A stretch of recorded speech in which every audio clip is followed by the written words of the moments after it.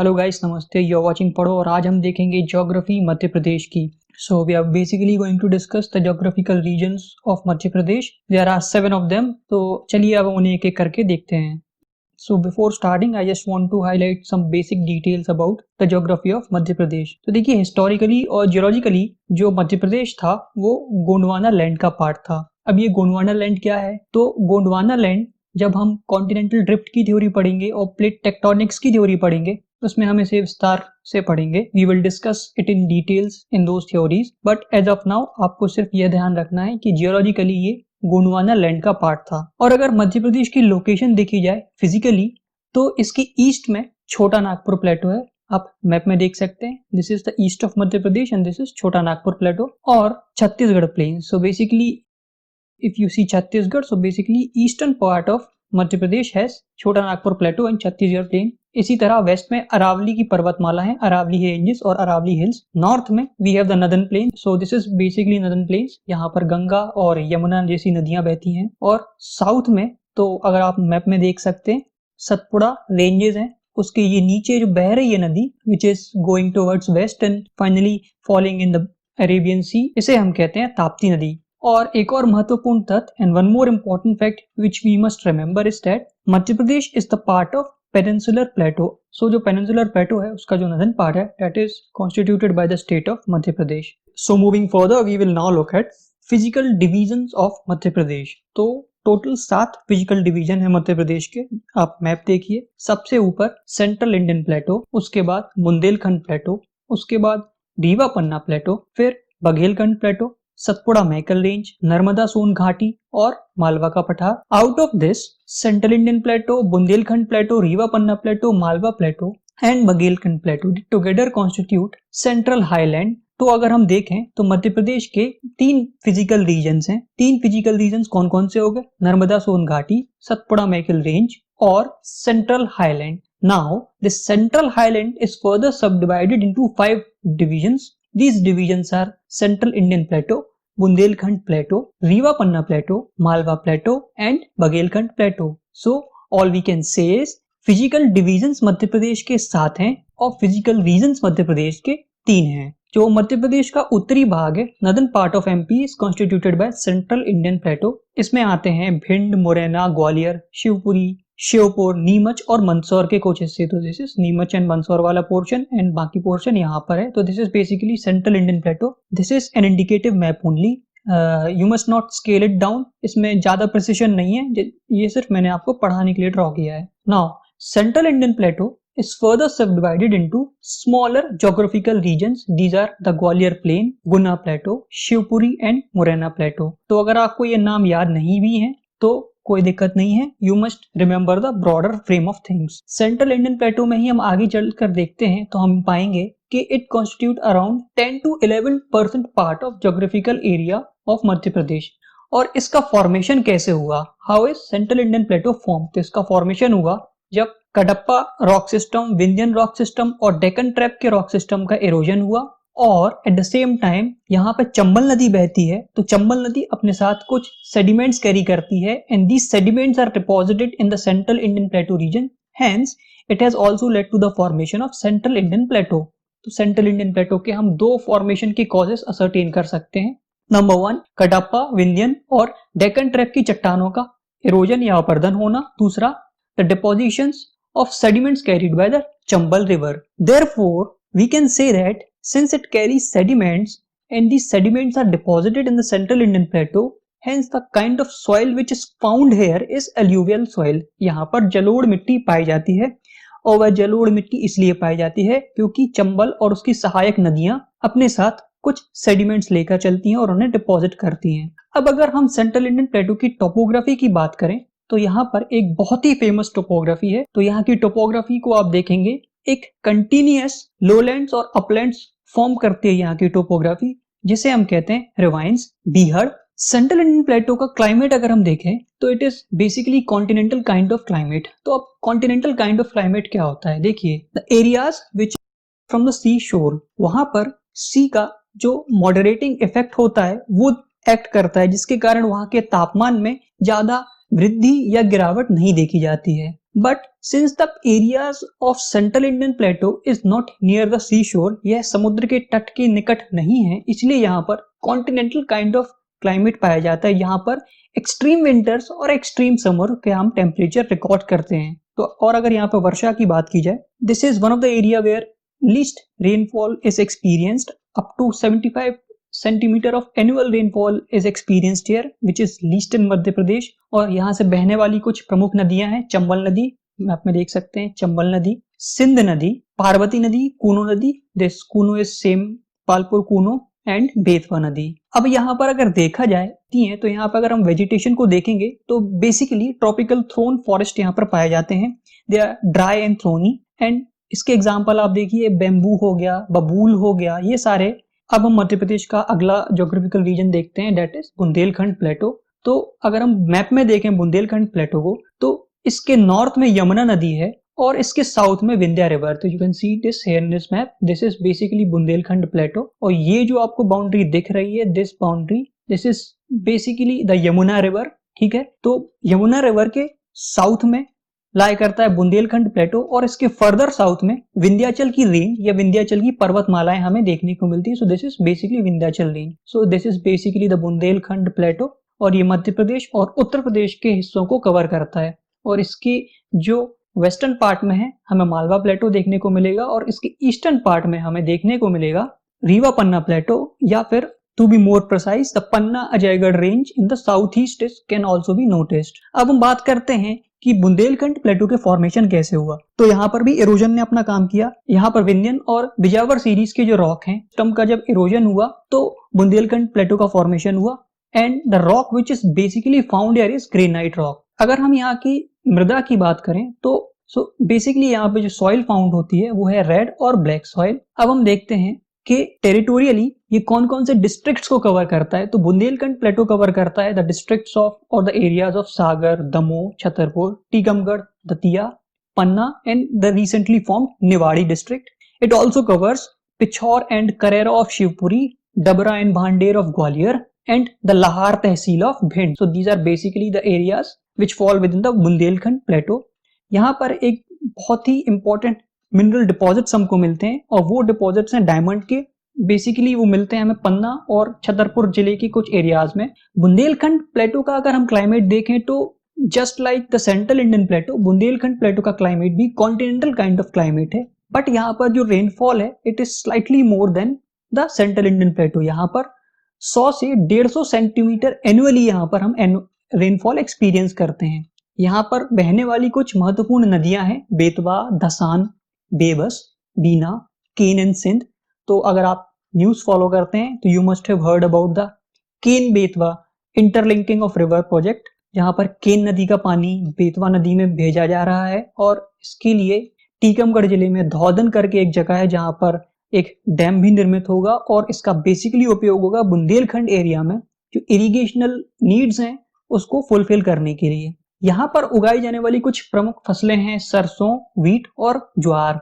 यहाँ पर जो फॉरेस्ट मिलता है basically it is the type of tropical deciduous forest, and यहाँ पर जो मुख्य पेड़ हमें मिलता है देखने को वो है टीक, या जिसे हिंदी में सागौन कहते हैं, खैर, खैर कत्था जिससे बनता है, नीम, बबूल एक्सेट्रा। तो मूविंग फर्दर अब हम देखेंगे रीवा पन्ना प्लेटो के बारे में। तो ये approximately 10% of the area constitute करता है मध्य प्रदेश का। इसका फॉर्मेशन हुआ जब कडप्पा और विंध्यन सिस्टम ऑफ रॉक्स की जो रॉक्स हैं उनका इरोजन हुआ, and it constitute the area of Rewa, Panna, Satna, parts of Damoh and Sagar. Basically अगर आप देखें तो सागर की सिर्फ बंडा और रहली वाला जो एरिया है, you need not to remember these names, this is just for information. अगर आप याद रख सकते हैं तो ठीक है, otherwise you don't have to worry much about it. तो these areas constitute the Rewa Panna plateau. यहाँ पर पाई जाने वाली मिट्टी है रेड और ब्लैक कलर की मिक्स्ड सॉइल। यहाँ पर बहने वाली कुछ प्रमुख नदियां हैं, केन, टॉस नदी, बीहड़ रिवर और बिछिया रिवर। बीहड़ रिवर पर मध्य प्रदेश का सबसे ऊंचा जलप्रपात या वाटरफॉल लोकेटेड है, चचई जलप्रपात, जो रीवा डिस्ट्रिक्ट में है। यहाँ पर भी कॉन्टिनेंटल काइंड ऑफ क्लाइमेट पाया जाता है, और यहाँ पर जो रेनफॉल है it is slightly more than the Bundelkhand plateau. 100 से 125 सेंटीमीटर के बीच में यहाँ पर रेनफॉल हम एनुअली रिकॉर्ड करते हैं। और यहाँ पे पाए जाने वाले कुछ इंपॉर्टेंट मिनरल्स हैं लाइमस्टोन जिसका उपयोग सीमेंट बनाने में उपयोग होता है, डायमंड हम आपको बता ही चुके हैं, पन्ना जिले के कुछ क्षेत्रों में डायमंड मिलता है, gypsum and bauxite. So guys listen, there is a necessity to mention the kind of mineral which is found in a particular region, because on the basis of these minerals only we can specify that what is the industrial scenario in these kind of areas. तो अगर हम देखें तो यहाँ पर since limestone पाया जाता है सतना कटनी वाले इलाकों में, इसलिए यहाँ पर सीमेंट बनाने के कारखाने भी हैं. यहाँ पर उगने वाली कुछ प्रमुख फसलें हैं चावल, गेहूं, ज्वार, ऑयल सीड्स एक्सेट्रा. अब हम बात करते हैं the largest physical division of Madhya Pradesh, that is Malwa plateau. अब हम मालवा के पठार को देखेंगे तो अराउंड 28% से 29% के बीच में ये कॉन्स्टिट्यूट करता है मध्य प्रदेश का ज्योग्राफिकल एरिया. तो अगर हम देखें टेरिटोरियली ये कौन कौन से डिस्ट्रिक्ट को कवर करता है, तो Indore, Dhar, Jhabua, Ratlam, Ujjain, Shajapur, Dewas, Mandsaur, Neemuch, Sehore, Bhopal, Sagar, Guna, Raisen, Rajgarh, Vidisha, Ashoknagar, Alirajpur etcetera districts are covered. तो अगर इतने सारे डिस्ट्रिक्ट कवर कर रहे हैं तो by default it becomes the largest physical division of Madhya Pradesh. Now how is Malwa plateau form? तो मालवा प्लेटो का फॉर्मेशन हुआ जब डेक्कन ट्रैप के जो बसाल्ट रॉक्स होते हैं उनका इरोजन हुआ. इसलिए यहाँ पे पाई जाने वाली जो मिट्टी है that is black soil and laterite soil. Basically black soil यहाँ पर सबसे अधिक मात्रा में हमें देखने को मिलती है. यहाँ का जो क्लाइमेट है it is basically tropical climate and it also shows some kind of continentality, but that continentality has been diluted because it is closer to the seashore as compared to other regions of Madhya Pradesh. यहाँ पर अगर हम देखें तो जो western Malwa है वहां पर रेनफॉल कम होती है और जो ईस्टर्न मालवा है वहां पर रेनफॉल अधिक होती है. So we can generalise this scenario as we move from west to east. जब हम वेस्ट से ईस्ट की तरफ मूव करते हैं across Madhya Pradesh and Malwa plateau in particular, तो रेनफॉल इंक्रीज होती है. और अगर हम मालवा की एक टोपोग्राफी की बात करें तो आप देख सकते हैं इन दिस पर्टिकुलर इमेज कि यहाँ पर एक अंड्यूलेटिंग टोपोग्राफी हमें देखने को मिलती है. ना what do you mean by an undulating topography? तो ये जो आप पिक्चर्स की सीन देख रहे हैं यहाँ पर एक बहुत ही मनमोहक चित्र आपको देखने को मिल रहा है. ये अंड्यूलेटिंग टोपोग्राफी का एक एग्जाम्पल है. This picture is actually of Malwa plateau. I have taken this picture from Outlook magazine. Undulating topography में क्या होता है कि जो लैंड फॉर्म्स होते हैं वेव के समान शेप में होते हैं. You can see this is basically in the form of a wave. Wave को अगर हम ग्राफिकली ड्रॉ करें तो वो कुछ ऐसा होता है. तो यहाँ की जो टोपोग्राफी है वो कुछ ऐसी है. इसे हम कहते हैं undulating topography. Moving further, another important aspect of Malwa plateau is that the kinds of crops which are grown here. तो यहाँ पर जो क्रॉप्स ग्रो करती हैं उनमें है वीट, सोयाबीन, कॉटन, ज्वार. वीट में भी एक specific kind of wheat variety जो वर्ल्ड में रिनोन्ड है दैट इज शरबती गेहूं. ये बहुत ही प्रीमियम क्वालिटी का वीट होता है और ये एक्सपोर्ट क्वालिटी का वीट होता है and it is very nutritious also. इसी के साथ साथ यहाँ पर बहने वाली कुछ रिवर्स है माही, चंबल नदी, क्षिप्रा नदी, कुंभ मेला लगता है इस पर, काली सिंध, सिंध और खान नदी. Now next we will look at Narmada Son valley. तो अगर देखा जाए तो this is the lowest geographical region of Madhya Pradesh. You can see it in the diagram. जब नर्मदा नदी you can say it flows westward. तो जो नर्मदा नदी है और जो सोन नदी है they both flow in rift valley. तो अब रिफ्ट वैली क्या होते हैं? रिफ्ट वैली बेसिकली होते हैं जब रॉक्स में फॉल्ट डेवलप हो जाते हैं leading to the subsidence of the middle portion of that rock, तो उसे हम कहते हैं rift valley. So Narmada flow in this direction and Son river it flows in this direction and it is a tributary of Ganga river. Narmada nadi जो है it flows between the Vindhyachal range in the north and Satpura range in the south. So this is a very important point to be remembered. Narmada नदी की north में विंध्याचल है, south में सतपुड़ा है और नर्मदा का जो स्लोप है it is basically south west. तो ये जो डायरेक्शन है ये साउथ वेस्ट डायरेक्शन है.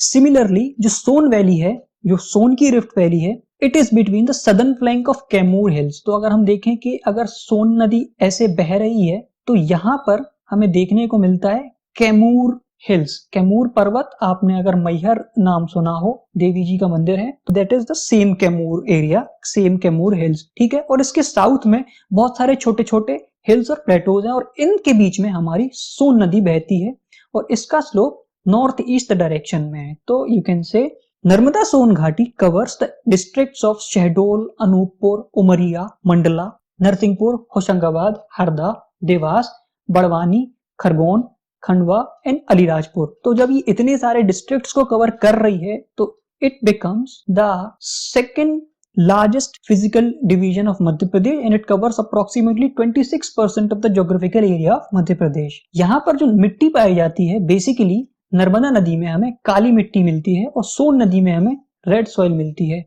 यहाँ पर उगने वाली प्रमुख फसलें हैं व्हीट, राइस, ग्राउंडनट, ग्राम, कॉटन, राइस। यहाँ पर जो हमें क्लाइमेट मिलता है basically it is tropical and typical monsoon type of climate है और ये मध्य प्रदेश के उन क्षेत्रों में है जहाँ पर सर्वाधिक रेनफॉल हम रिकॉर्ड करते हैं। Around 125 centimetre average annual rainfall is recorded here. Next is Satpura Maikal range. तो जो मध्य प्रदेश का सदर्न मोस्ट ज्योग्राफिकल रीजन है, जो ज्योग्राफिकल पार्ट है, that is basically Satpura Maikal range. Satpura basically runs in the east west direction, ठीक है, और इसके ऊपर या नॉर्थ में नर्मदा नदी बहती है और इसके साउथ में ताप्ती नदी बहती है। Both are westward flowing river. तो अगर हम देखें सतपुड़ा की जो रेंज है it covers the states of Gujarat, then Maharashtra, Madhya Pradesh and it even extends into certain parts of Chhattisgarh.